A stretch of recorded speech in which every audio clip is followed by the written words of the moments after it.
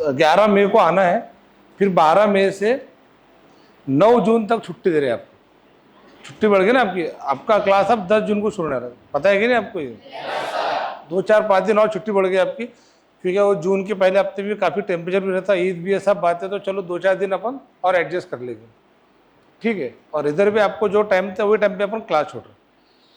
ये 4 नाम मैंने लिखा, DNMM, ये आपको ध्यान में रखना है। DN, देखो प्रॉब्लम क्या है कि पीरियोडिक टेबल जो है, बच्चे बहुत ज़्यादा पीरियोडिक टेबल को लेकर डरते, जबकि पीरियोडिक टेबल बहुत ही इंटरेस्टिंग चीज़ है समझने की। कितने स्टूडेंट ऐसे हैं जिनको पीरियोडिक टेबल पूरा निकालते आता विथ ऑल नोमेनक्लेचर, मतलब फर्स्ट है, सेकंड है, थर्ड है, फोर्थ है, फिफ्थ है, जीरो ग्रुप, ये सब ऐसा, लैंथेनाइड्स, एक्टिनाइड्स आधा निकलते हो, पूरा ड्रॉ कर दिया था पीरियोडिक टेबल। वेरी गुड, आपको आता क्या? चलो, तो निकाल सकते समझो मेरा पीरियोडिक टेबल पक्का? पूछूंगा फिर मैं आपको। तो पीरियोडिक टेबल जो है, पीरियोडिक टेबल है क्या बेसिकली? बहुत सारे बच्चों पता है क्या लगता है, बोले आज सर पीरियोडिक टेबल पढ़ा रहे, मतलब सर को टेबल लेके आएंगे, बोले फिर आज।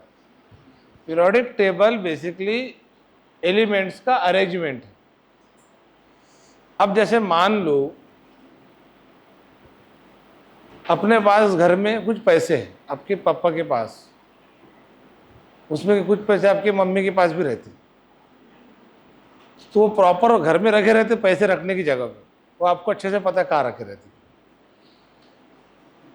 अब मम्मी के पैसे तो पापा को भी नहीं पता रहते कहाँ रखे हुए हैं करके। वो तो कोरोना में भला हो मोदी गवर्नमेंट का, जिन्होंने नोटबंदी करे थे, और नोटबंदी के टाइम में समझ में आया था कि घर की लेडीज के पास कितना कितना पैसा है करके, है ना। मजबूर भी निकालना पड़ा था क्योंकि नोट बदलने जा नहीं सकते थे, और नोट नहीं बदलते तो पेपर रहता। तो चलो ठीक है, वो अपना टॉपिक नहीं, मेरा कहने मतलब ये कि 1815 में पहले सिर्फ 31 एलिमेंट दुनिया को पता थे। तो प्रॉस्ट नाम का साइंटिस्ट था, उसने उन एलिमेंट्स को अरेंज करने की कोशिश करता, सबसे पहले प्रॉस्ट। उसके बाद धीरे धीरे एलिमेंट की संख्या बढ़ती गई, कुछ सालों में वो 62 हो गए, फिर 90 हो गए, फिर 105 हो गए, फिर 112, फिर 115, और आज फाइनली 118 एलिमेंट नोन है। कितने एलिमेंट नोन है? तो सबसे पहला बेसिक क्वेश्चन ये क्या, आपको पीरियोडिक टेबल में टोटल कितने एलिमेंट रखे जाते हैं? 118। ये जो मोस्ले का पीरियोडिक टेबल है उसमें 118, बट शुरुआत में इतने एलिमेंट नहीं थे। तो शुरुआत में एलिमेंट थे बहुत कम थे, तो एलिमेंट्स को लेके अलग अलग साइंटिस्ट ने एलिमेंट्स की कुछ प्रॉपर्टी के हिसाब से एलिमेंट्स को अरेंज करना शुरू करा। जैसे मान लो अभी आपके बैच में सब बच्चे रैंडमली बैठे हुए, अब मैंने डिसाइड करा कि भाई अपन ना बच्चों को ऐसे प्रॉपर अरेंज करेंगे। अभी आपकी अरेंजमेंट 2 टाइप में की गई, गर्ल्स एंड बॉयज़। अरे बराबर है कि नहीं? yes, फिर अपन ने क्या कर, चलो अपन ये डिसाइड करेंगे 10 तक के जिनका CBSE मीडियम था, CBSE बोर्ड था, वो पहले 2 लाइन में बैठो। जिनका स्टेट बोर्ड फुल इंग्लिश था वो उनके बाद बैठो। जिनका स्टेट बोर्ड सेमी इंग्लिश था वो उनके बाद बैठो। फिर इधर से उर्दू वाले बैठो, इधर से मराठी मीडियम वाले बैठो। तो ये अपन ने बैच के अंदर जो बाइफर्केशन करे, ये कैसे करे? On the basis of medium and board. तो किसी तरह से एलिमेंट्स को भी उनके कुछ प्रॉपर्टी के हिसाब से अरेंज किया गया। सबसे पहला अटेम्प्ट एलिमेंट्स को according to their certain properties arrange करने का किसने काम करा था? मेंडेलीफ।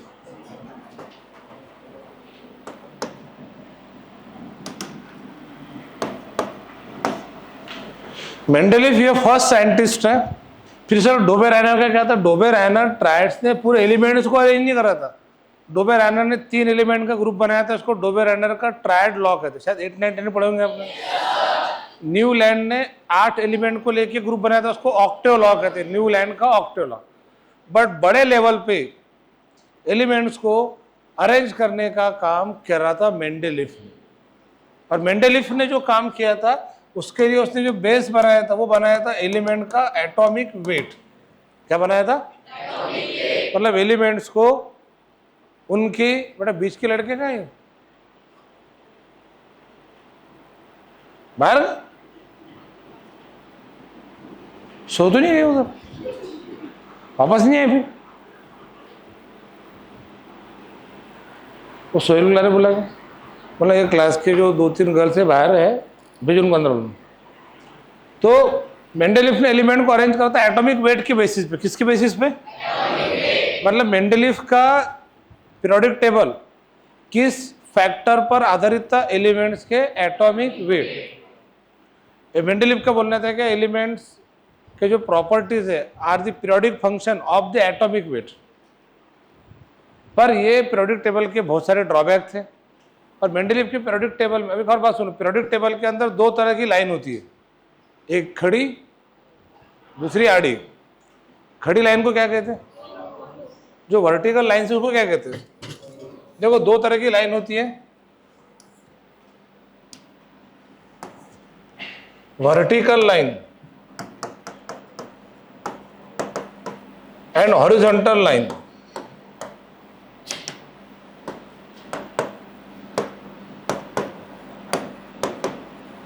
तो जो वर्टिकल लाइन है उसको अपन कॉलम कहते हैं या तो ग्रुप भी कहते हैं, और जो हॉरिजॉन्टल लाइन है उसको अपन पीरियड कहते हैं या तो रो भी कहते हैं।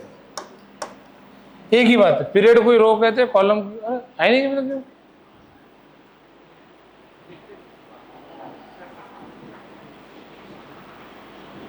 क्या वो 2 लड़के हैं? हाँ बाहर बैठे क्यों?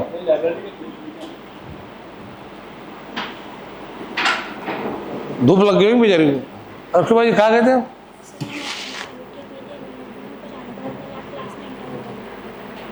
तो आपकी फ्रेंड का है? वो है का? तो उसको मंजू मैम को दिखाओ क्या है तो। मैडम पता है क्या? तो आप तो क्लास अटेंड कर सकते ना? नहीं कोई दिक्कत नहीं, एंटर आ सकते ना बाद में। अपन को तो शक्तिमान ने बाद में आने दी थी किसको? आपका प्रॉब्लम था ना आपके फ्रेंड के, तो बैठो।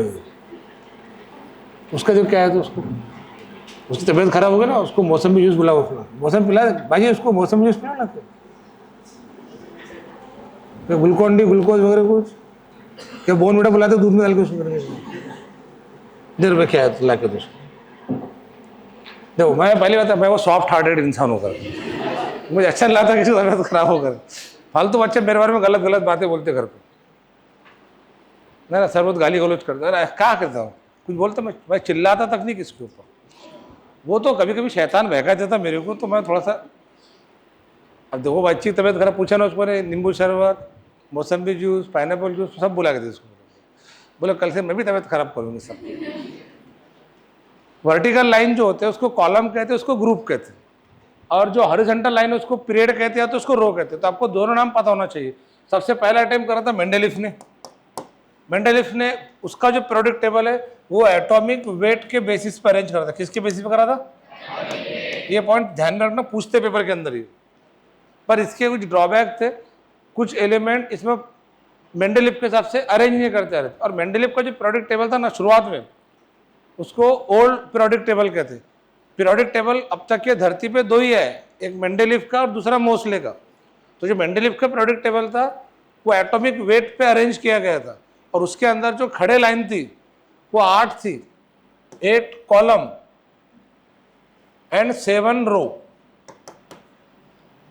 ये ध्यान में रखना है, 8 कॉलम एंड, ये भी पूछते पेपर में कि मेंडेलीफ के पीरियोडिक टेबल में खड़ी लाइन कितनी थी? 8, और आड़ी लाइन कितनी थी? 7। इसके बाद अगला नंबर किसका है? मोसले का। तो जो मोसले का पीरियोडिक टेबल है, ये जो पीरियोडिक टेबल है, ये पीरियोडिक टेबल एटॉमिक नंबर पर आधारित था। किस पर नंबर था? इट बेस्ड ऑन एटॉमिक, और आखिरी में एलिमेंट का एटॉमिक नंबर ही एलिमेंट का आधार कार्ड माना गया। आपको आधार कार्ड पता है ना? तो बताओ एलिमेंट का आधार कार्ड क्या है फिर? उसका एटॉमिक नंबर, ना कि एटॉमिक वेट। अब एटॉमिक नंबर और जो मोस्ले का पीरियोडिक टेबल था उसके अंदर 18 कॉलम थे। कितने कॉलम थे? 18 एंड 7 रो। मतलब जो बहुत आसान है, 8 के पहले 1 लग गए तो 8 कॉलम 7 रो किसमें था? मेंडलीफ। 18 कॉलम 7 रो किसमें था? मोस्ले। जो अपन मॉडर्न पीरियोडिक टेबल कहते हैं या long form of periodic table, तो मोस्ले के पीरियोडिक टेबल के और 2 नाम है। इसी को मॉडर्न पीरियोडिक टेबल कहते हैं, इसी को long form of periodic table कहते हैं। मॉडर्न पीटी मतलब periodic table, long form of periodic table. तो जो मोस्ले है वो सबसे काम की चीज है। तो सबसे काम की चीज कौन है? तो अभी जो पीरियोडिक टेबल पढ़ते वो किसकी देन है? जरा सावधान पोजीशन में बैठो रे, मोस्ले की देन है। तभी का जो पीरियोडिक टेबल है वो किसकी देन है? मोस्ले की देन है। और मोस्ले के पीरियोडिक टेबल के अंदर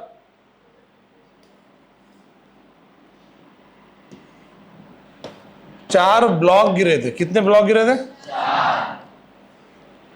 अपन जो पढ़ने जा रहे हैं बेटा इधर बोर्ड पे है, वो मोस्ले का पीरियोडिक टेबल है। किसके पीरियोडिक टेबल है? मोस्ले का। तो इसके अंदर पहला ब्लॉक था एस, दूसरा था पी, तीसरा था डी, चौथा था। 4 ब्लॉक। बेसिकली एफ कोई ब्लॉक ही नहीं है। F is not a block.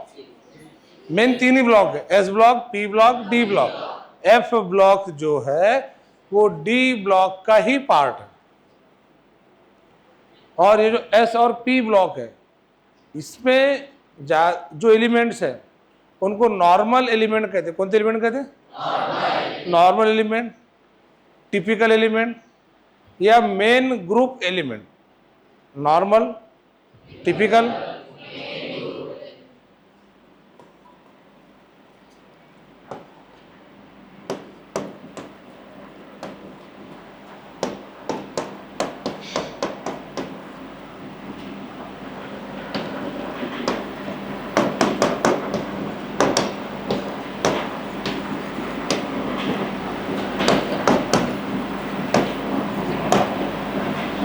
मतलब normal element, typical element, main group element. मतलब कौन से एलिमेंट?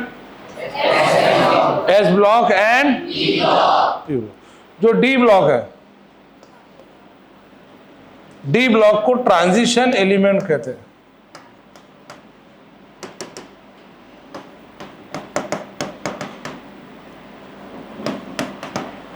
कौन से एलिमेंट कहते हैं? Transition element. डी ब्लॉक मतलब ट्रांजिशन एलिमेंट। और जो एफ ब्लॉक है उसको इनर ट्रांजिशन एलिमेंट कहते हैं। कौन से एलिमेंट कहते हैं?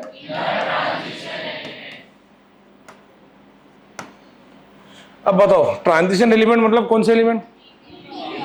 अरे यार बोर्ड पे लिखा है, कम से कम देख के तो बोलो, इतने का इसके गोबर है। डी ब्लॉक एलिमेंट मतलब कौन से एलिमेंट? और ट्रांजिशन एलिमेंट मतलब कौन से एलिमेंट? और ये जो डी ब्लॉक एलिमेंट है ना, ये डी ब्लॉक ये टोटल 40 है। और एफ ब्लॉक एलिमेंट टोटल 28 है।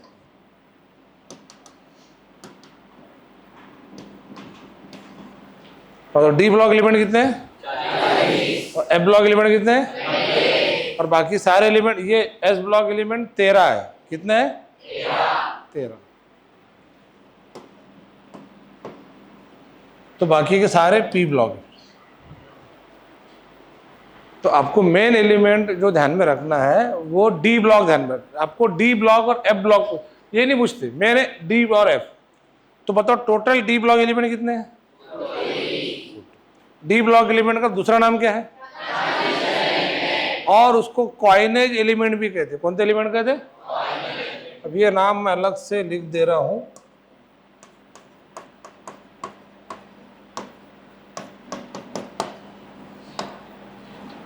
और जो एफ ब्लॉक एलिमेंट है ना, इसको रेयर अर्थ एलिमेंट भी कहते हैं। कौन से एलिमेंट? तो बताओ डी ब्लॉक एलिमेंट के 2 नाम, एक है ट्रांजिशन एलिमेंट और दूसरा कौन सा नाम है? Coinage element. दूसरा नाम कौन सा है? कॉइनेज। तो डी ब्लॉक के 2 नाम है।